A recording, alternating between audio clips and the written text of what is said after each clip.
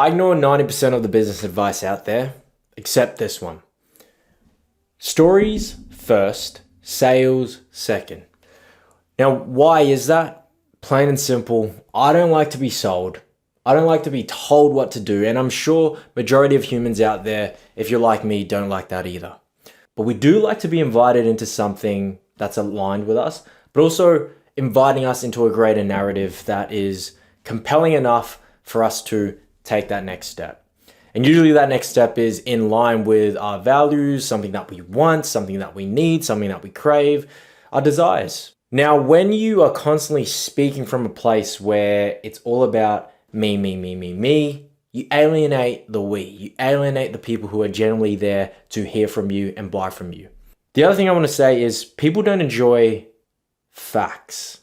Yes, facts speak to the logical side of our brains, but they don't pull on the strings that make us move, which is our heartstrings. When you can speak to both the heart and mind of people, humans, and your customers, you not only compel them to make purchasing decisions, but you also speak to the logical side of their brain where it makes it easier for them to explain to themselves and to others and to justify the reasons as to why they decided to move forward with you, buy from you. And when you make it easier for them to do that, they can then be another marketing channel or a megaphone for you, for want of a better term. And when you communicate your story so well, where people hear their own story while you're telling yours, you've effectively nailed your messaging on its head. Because with every word that you speak in your unique way, and someone can resonate with each word that you say, and what I mean by that is they feel the words that you're saying, there's alignment there, there's resonance there, there's a synchronicity that occurs there. And that's when people go, oh my God, I can relate. Oh my God, that's exactly how I'm feeling, right? They get bought in emotionally, spiritually, mentally, and therefore financially, it becomes a no-brainer. So whenever I'm thinking about writing subject lines for my emails or writing hooks for my videos or even just coming up with ideas, compelling ideas that I've got good faith that is going to resonate with my audience or the people that I'm speaking to, I always think about this one question. What is the narrative, aka story, that I'm inviting them into, right? The opening scene in every groundbreaking Hollywood blockbuster adventure movie that goes gangbusters all around the world is in the opening scene, they're inviting us into the world. They're inviting us into the story of the protagonist, right? And when there's intrigue, when there's buy-in, when there's enough interest and commitment to the story, then we're hooked. We will literally stick around for 2 or 3 hours, sometimes more than 3 hours, in order to feel satisfied in the conclusion and resolution of that story. And you must be doing the same. Now, here's how you do this. Whenever you go to write an email or a video or script something or create a piece of content, you need to think about these 3 things. Think about the story that you're inviting them into, and think about including something that your audience are actively thinking about or have thought about more than once, something that they've felt or are currently feeling, ideally a very burning pain or problem that they're experiencing right now. And the third thing is something that they need. And this one is a lot more easier because if you think back to the 6 core human needs or the universal needs of humans, you can then think about on what exact area or pillar that you want to focus on in terms of the core needs of humans, right? And when I spin all of this into my content and when I use the 5x3 storytelling framework, which is facts, fun, and feelings, it allows me to speak to my audience's hearts and minds. Hearts representing feelings, minds representing facts, right? And the problem that I see a lot of people do, and I did this a lot, is you only focus on one or the other. Majority of people, the 80% of people, are speaking to either facts, which is the minds of people, or they're just focusing on the feelings, which is just overload them with emotion, stimulate their senses, hit their dopamine receptors, and they walk away not having a tangible or practical takeaway that they can apply moving forward. And therefore, they don't actually get a practical exchange of value from whatever piece of content that you've put out. Now, if all you're focusing is on facts, then again, you're overloading them with information. And I believe 80% of people are visual learners. They don't actually learn from hearing facts and figures and stats, right?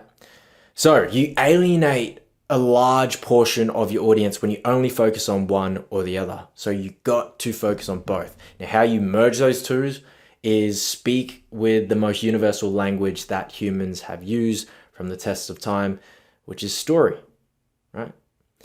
Each day you tell yourself a story about whether going down that highway versus that lonely dirt road is a better option for you.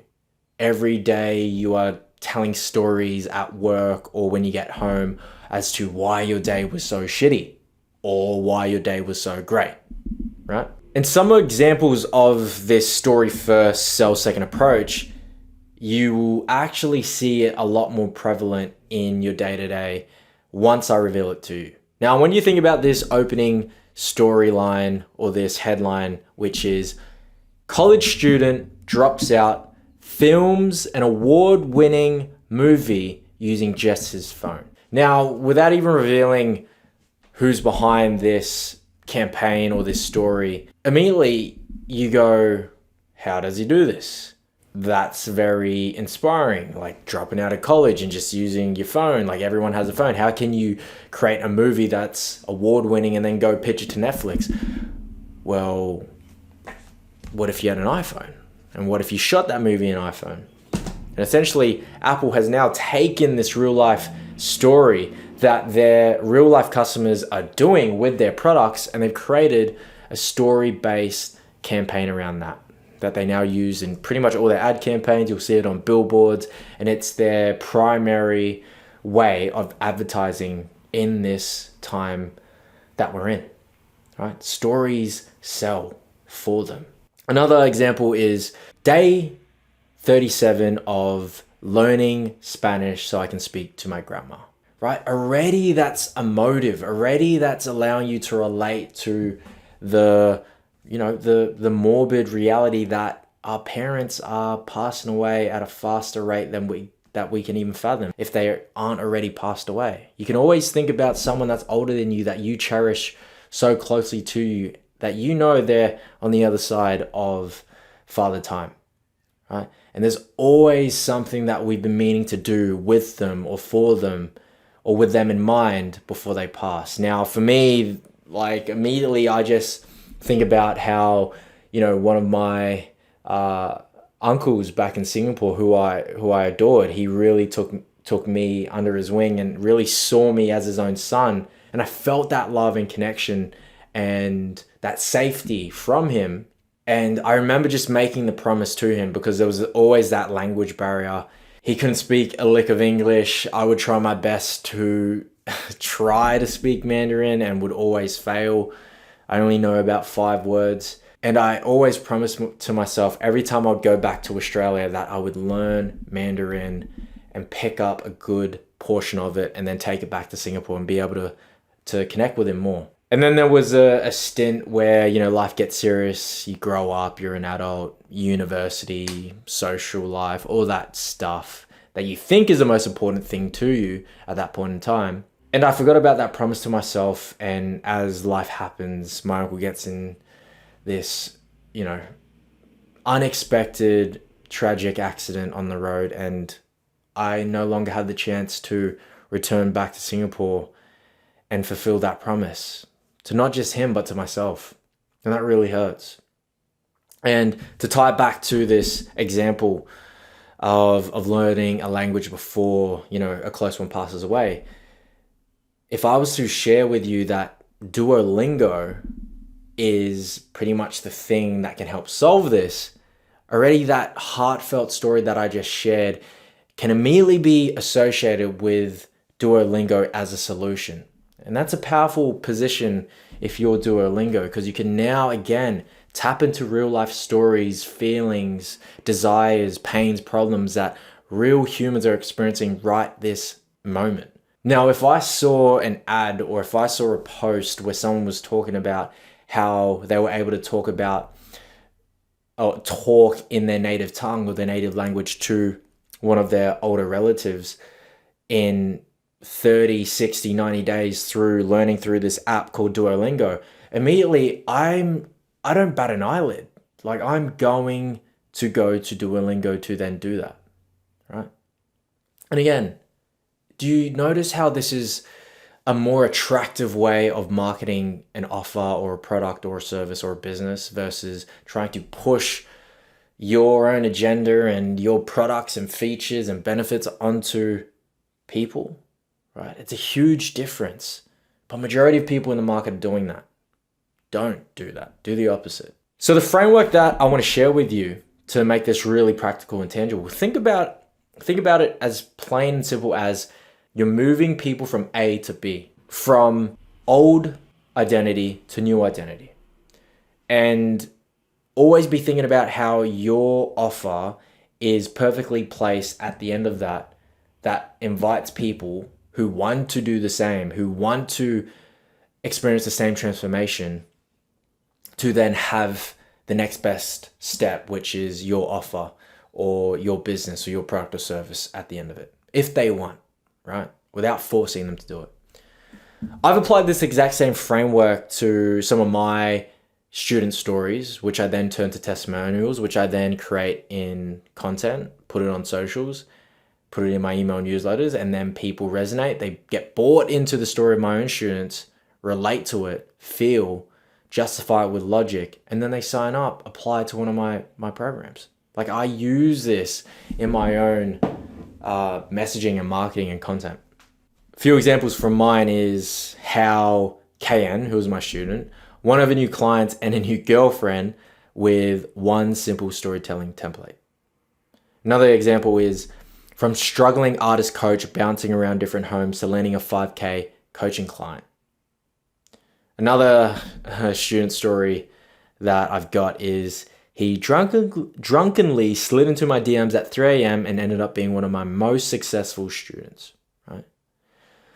So these are all real life scenarios, real life people where I've taken the story or the crux of the story, positioned it in the first step, and then revealed the desired outcome that I know people in my audience are wanting right now as well.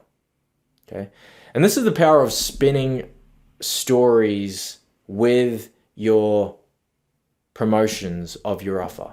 And just for a moment, just think about how much more powerful that is instead of starting from a pushy, sleazy sales first approach where you're just speaking again to people's minds and not their hearts, when majority of consumers and buyers make purchasing decisions based on emotion, not logic, right? Not on the facts, not on the figures, not on the benefits and all that jazz. People feel first and then they buy what you're offering, okay? So if you're not pulling on the heartstrings, then you're totally missing out on making more conversions, getting more claps, getting more clicks, and therefore more sales, and therefore getting more of what you want to. Hope you enjoy that video. I'm going to be creating more of these types of topics and story-based content that will help you with your content, your marketing, your sales, and just allow you to make more of an impact in your given niche as an expert and as a creator. So if you enjoy this, follow along, subscribe, and I'll see you in the next one. Peace out.